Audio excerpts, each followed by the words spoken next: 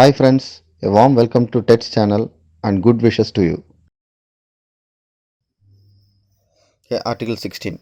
Discrepant documents, waiver and notice. Okay, when a nominated bank acting on its nomination, a confirming bank, if any, or the issuing bank determines that a presentation does not comply, it may refuses to honor or negotiate. Okay so இப்போது இதுக்கு மேலே என்ன பார்த்தோம்னா complaint presentation இருந்தால் must honour பண்ணணும். அப்படி complaint ப்ரெசன்டேஷனாக இல்லை ஏதாவது டிஸ்கிரிபன்சி பார்த்தாங்க அப்படின்னா கண்டிப்பாக ரெஃப்யூஸ் பண்ணணும் கிடையாது. It may refuse to honour or negotiate தான்.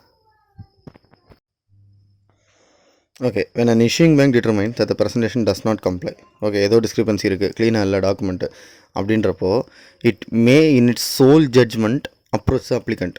ஸோ வழக்கமாக பேங்கிங் ப்ராக்டிஸில் என்ன பண்ணுவாங்க, இஷ்யூங் பேங்க் வந்து இன்கேஸ் ஏதாவது டிஸ்கிரிபன்சி கண்டுபிடிச்சா உடனே அப்ளிகண்ட்டை கால் பண்ணி கேட்பாங்க, இந்த டிஸ்கிரிபன்சி இருக்குது, இதை நீங்கள் ஏற்றுக்கிறீங்களா சொல்லுங்கள், நான் டாக்குமெண்ட்ஸ் தரேன் அப்படின்னு சொல்லுவாங்க. ஸோ இது கண்டிப்பான முறையில் கால் பண்ணணும்னு அவசியம் கிடையாது. அதனால தான் ஃபஸ்ட்டு பாயிண்ட்டில் வந்து it may refuse to honour or நெகோஷியேட்னு சொல்லியிருந்தாங்க. ஸோ இஷ்யூங் பேங்க் வந்து ஒரு கம்ப்ளைண்ட் ப்ரெசன்டேஷன் வருதுன்னா அது கண்டிப்பாக ஹானர் பண்ணணும். அப்படி இல்லை டிஸ்கிரிபன்சி இருக்குது அப்படின்னா கண்டிப்பாக ஹானர் பண்ணணும்னு அவசியம் இல்லை. அதே மாதிரி கண்டிப்பாக இஷ்யூங் இவன் அப்ளிகண்ட் கிட்ட கேட்டு தான் வைவர் வாங்கி தான் டிஸ்கிரிபன்சியை வந்து வெய்வ் பண்ணி டாக்குமெண்ட் சப்மிட் கொடுக்கணும் அப்படின்றதும் அவசியம் இல்லை. ஓகே ஸோ இது என்ன ஆகும் அப்படின்னா அந்த 5 பேங்கிங் டேக்குள்ளேயே இதை பண்ணணும். ஆர்டிகல் 14B சொன்னபடி என்றைக்கு டாக்குமெண்ட்ஸ் ரிசீவ் ஆகிருக்கோ இஷ்யூங் பேங்க்குக்கு அதுக்கு அடுத்து 5 நாளைக்குள்ளே அவன் பண்ணி ஆகணும். இப்போ 1ஆந்தேதி டாக்குமெண்ட் ரிசீவ் ஆகிருக்கு அப்படின்னா 2, 3, 4, 5, 6 6ஆந்தேதி நைட்டுக்குள்ளே அவன் டாக்குமெண்ட்ஸ் வந்து க்ளீனாக இல்லை டிஸ்கிரிபன்ஸான்னு சொல்லியே ஆகணும். ஓகே இப்போ தேர்ட் பாயிண்ட் என்னென்னா, இப்போ நாமினேட்டிங் பேங்க்கோ இல்லை கன்ஃபார்மிங் பேங்க் இல்லை இஷ்யூங் பேங்க் வந்து ரெஃப்யூஸ் பண்ணுறாங்க ஹானர் பண்ணுறதுக்கு. டிஸ்கிரிபன்சி வந்து அப்ளிகண்ட் அக்செப்ட் பண்ணலை, இல்லை அந்த மாதிரி ஏதாவது ஒரு ப்ராப்ளம் இருக்குது அப்படின்றப்போ அதை ரெஃப்யூஸ் பண்ணுறாங்க அந்த டாக்குமெண்ட்டை. அப்படி ரெஃப்யூஸ் பண்ணுறவங்களாம் இருந்தால் அப்படின்னா it must give a single notice.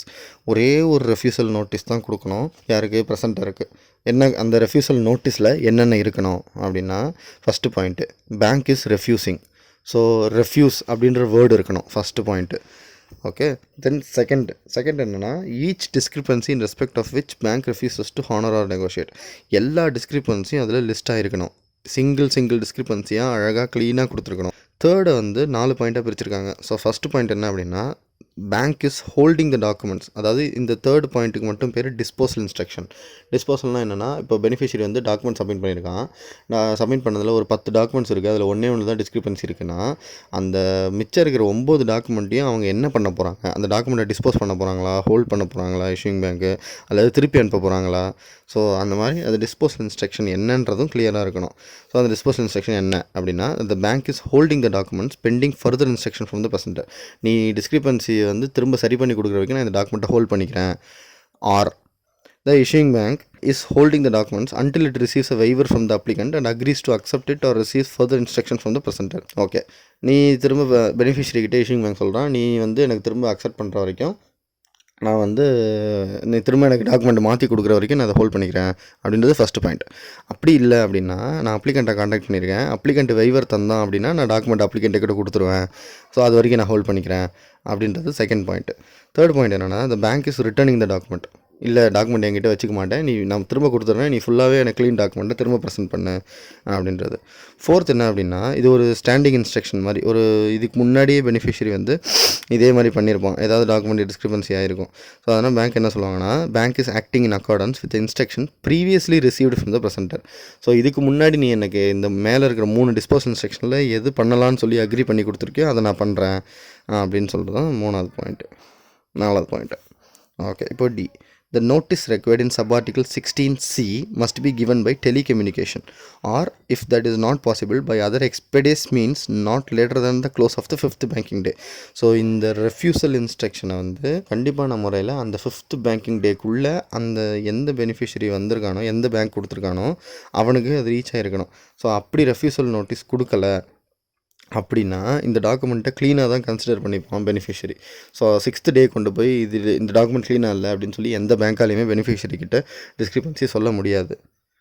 Okay A nominated bank acting on its nomination, a confirmed bank if any, or the issuing bank may after provide notice required by sub-article 16C 3A or B return the documents to the presenter at any time.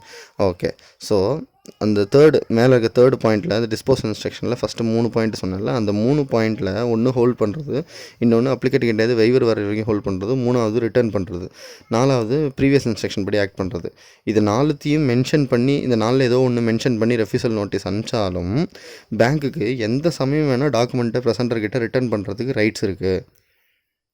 Okay. If an issuing bank or confirmed bank fails to act in accordance with the provisions of article, it shall be precluded from claiming that the documents do not contain a complaint presentation. Okay, இதான் நான் மேலே சொன்ன meaning. இப்போ issuing பேங்கோ confirm பேங்கோ document clean இல்லை, discrepancy அப்படின்னு சொல்லி 5th banking டேக்குள்ளே refusal notice அனுப்பலை அப்படின்னா 6th பேங்கிங் டேலேருந்து ஆட்டோமேட்டிக்காக அந்த டாக்குமெண்ட் க்ளீன்னு சொல்லி இஷ்யூங் பேங்க் வந்து கம்ப்ளைண்ட் ப்ரெசன்டேஷன்னா அதுக்கு பேமெண்ட் கொடுத்தே ஆகணும், அல்லது கன்ஃபர்ம் பேங்க்கும் அதுக்கு பேமெண்ட் கொடுத்தே ஆகணும், வேறு வழியே கிடையாது. Okay. When an issuing bank refuses to honor or a confirmed bank refuses to honor or negotiate and has given notice to that effect in accordance with this article, it shall be then entitled to claim a refund with interest of any reimbursement made. Okay. So இப்போது documents வந்து nominating பேங்க்குக்கு வருது. Nominating பேங்க்குக்கு வரும்போது nominating பேங்க்கு check பண்ணுறான். அவனுக்கு check பண்ணணும்னு அவசியம் இல்லை, பட் அடிஷ்னலாக அவன் செக் பண்ணுறான். செக் பண்ணி டாக்குமெண்ட் க்ளீனாக இருக்குது அப்படின்னு சொல்லி சர்டிஃபை பண்ணி பெனிஃபிஷரிக்கு அமௌண்ட்டும் கொடுத்துட்றான். எப்படி அமௌண்ட் கொடுக்குறான்? ரீம்பர்சிங் பேங்க் வழியாக அமௌண்ட் பே பண்ண சொல்லி கொடுத்துட்றான். ஓகே. ஏன்னா இஷ்யூங் பேங்க் வந்து ரீம்பர்ஸ்மெண்ட் அத்தரைசேஷன் கொடுத்துருப்பான். அதனால் இஷ்யூங் பேங்க்கிட்ட போய் நாமினேட்டிங் பேங்க் க்ளைம் பண்ணி அமௌண்ட் வாங்கி பெனிஃபிஷரிக்கிட்ட கொடுத்துருவான். ஓகே. இப்போது அதே டாக்குமெண்ட்டு இஷ்யூங் பேங்க் கவுண்டருக்கு வருது, கன்ஃபார்ம் பேங்க்குக்கோ இல்லை இஷ்யூங் பேங்க் கவுண்டருக்கோ வருது. அப்படி வரும்போது இப்போ இஷ்யூங் பேங்க் ஒரு டிஸ்கிரிபன்சி கண்டுபிடிக்கிற டிஸ்கிரிபன்சி அக்செப்டன்ஸ் இது அப்ளிகண்ட் வந்து அக்செப்ட் பண்ணலை.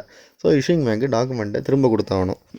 ரெஃப்யூசல் நோட்டீஸ் அனுப்புகிறான். ரெஃப்யூசல் நோட்டீஸ் அனுப்பும்போது நாமினேட்டிங் பேங்க்கிட்ட சொல்கிறான், நீ வந்து செக் பண்ணாமல் இந்த மாதிரி பேமெண்ட் பண்ணிட்ட, அதனால் இந்த பேமெண்ட் பண்ணதோடு சேர்த்து எனக்கு இன்ட்ரெஸ்ட்டோடு எனக்கு அமௌண்ட் திரும்ப நீ பே பண்ணணும் அப்படின்னு சொல்லி இஷ்யூங் பேங்க்கும் இல்லை கன்ஃபார்ம் பேங்க்கும் க்ளைம் பண்ண முடியும். அவங்களுக்கு ரைட்ஸ் இருக்குது. ஓகே ஃப்ரெண்ட்ஸ், இந்த வீடியோ கண்டிப்பாக உங்களுக்கு யூஸ்ஃபுல்லாக இருக்கும், பிடிச்சிருக்குன்னு தெரியும். ஸோ லைக் பண்ணுங்கள், கமெண்ட் பண்ணுங்கள், மறக்காமல் நம்ம சேனலை சப்ஸ்கிரைப் பண்ணுங்கள், உங்கள் ஃப்ரெண்ட்ஸ் கிட்டலாம் ஷேர் பண்ணுங்கள், கொஞ்சம் சப்போர்ட் பண்ணுங்கள். Time for a love potion, a little sweet and spice. Throw it all in a cauldron, mix it up real nice. Fire